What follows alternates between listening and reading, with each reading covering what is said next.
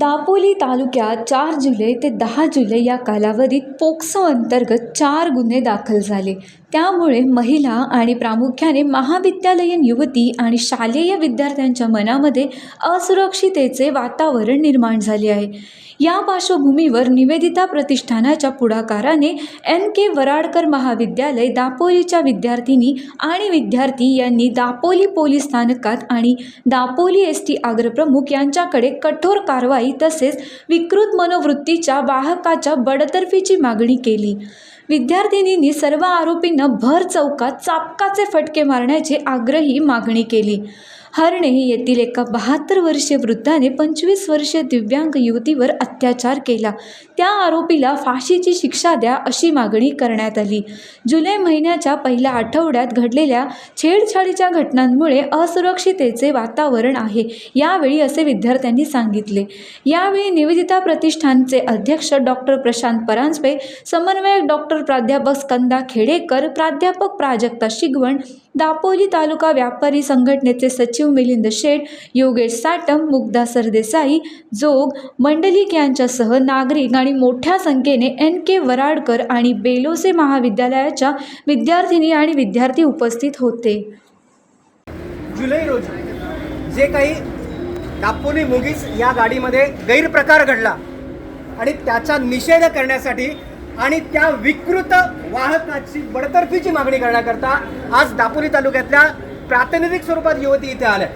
त्यांची बडतर्फीची मागणी ही आपल्या आगाराकडे आणि जिल्हा वाहतूक नियंत्रण आणि परिवहन मंत्र्यांकडे आपण करतो आहोत आणि त्याच्या निवेदनाचा आपण स्वीकार करावा. पुन्हा अशी घटना ही आपल्याकडे वाहक आणि चालकाकडून होणार नाही याची दक्षता घेऊन आपल्या विद्यार्थिनींना, आपल्या युवतींना, आपल्या महिलांना आपण आश्वासित करावं.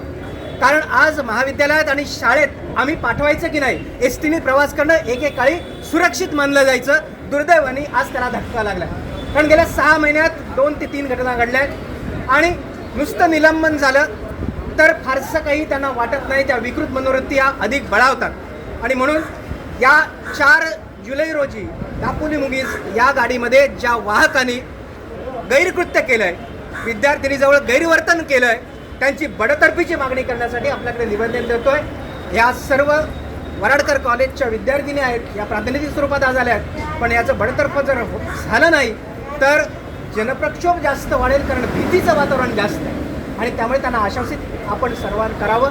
याच्यानंतर आपण निवेदित चालक आणि वाहक यांचं प्रशिक्षण घेणार आहोत. त्यासाठी सुद्धा आपल्याला सहकार्य अपेक्षित आहे, कारण कशा पद्धतीचं वर्तन हे प्रवाशांजवळ असणं आवश्यक आहे आणि कसं आहे हे लक्षात आणून द्यायला पाहिजे आणि तरच उद्याचे आपले प्रवासी वाढणार आहेत. नाहीतर ST रिकामी आणि खाजगी गाडी भरलेली असं चित्र दिसायला नको आहे. आपली ST आहे ती आपलीच राहावी आणि जो गेलेला विश्वास आहे तो पुन्हा विश्वास हा प्रवाशांच्या मनामध्ये निर्माण व्हावा, यासाठी कळकळीचं आपल्याला आव्हान आहे आणि हे निवेदन आपण संबंधित अधिकाऱ्यांपर्यंत पोहोचवाल याची आम्हाला खात्री आहे. नमस्कार, मी ऋषिकेश लोहार. मी NK वराडकरचा विद्यार्थी आहे आणि मी आता NSS मध्ये काम करत आहे, म्हणजे समाजसेवक म्हणून. माझा एक मुद्दा आहे की आता या 4 दिवसांमध्ये 3 गुन्हे आपल्या पोलीस स्टेशनमध्ये दाखल झाले आहेत आणि आपल्या भारतामध्ये सुद्धा मुलींवरती खूप मोठ्या प्रमाणात अत्याचार होत आहेत. मी जरा थोडा मागे जातो. म्हणजे आपल्या गेल्या मे महिन्यामध्ये त्या 3 वर्षाच्या मुलीवरती बलात्कार झाला की त्या ज्या मुलीला बोलताच देखील येत नव्हतं आणि ज्या व्यक्तीने तिच्यावरती बलात्कार केला आणि त्याला या जून महिन्यामध्ये शिक्षा मिळेल, म्हणजे मध्ये मे ते जून मध्ये 1 महिन्याची गॅप का? जर ज्या मुलीवरती ज्यावेळी बलात्कार होते त्याच वेळी त्या नराधमाला शिक्षा का होत नाही, हा माझा महत्त्वाचा मुद्दा आहे. तर नसेल होत तर 4 चौघामध्ये त्यांना फटके दिले पाहिजे किंवा 4 चौघात तरी त्यांना लटकवलं पाहिजे आणि त्याला मार दिले पाहिजे. एवढंच माझी इच्छा आहे. धन्यवाद.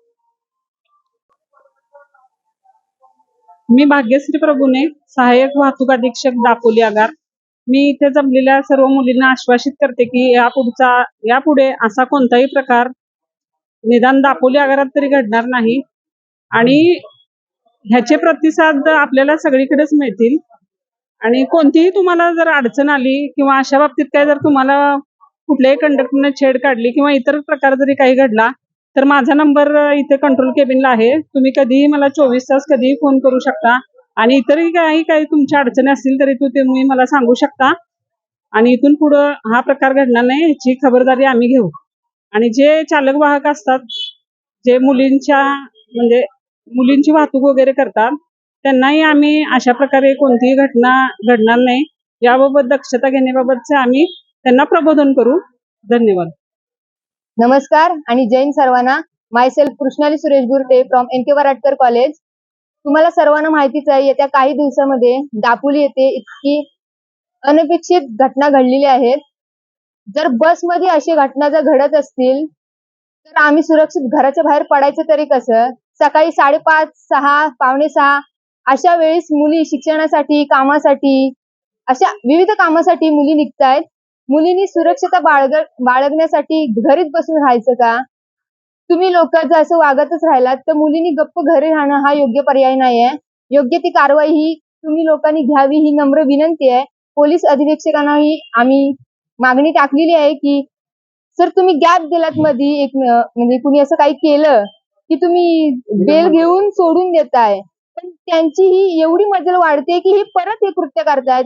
नेक्स्ट टाइम आमची अशी विनंती आहे की तुम्ही योग्य कारवाई करा, नाही तर आम्हीच राऊंड मध्ये उतरू आणि त्यांना योग्य ती शिक्षा देऊ. थँक्यू. टाइम्स डिजिटलला लाईक करा, शेअर करा, सबस्क्राईब करा आणि बेल आयकॉन दाबायला विसरू नका. Times digital.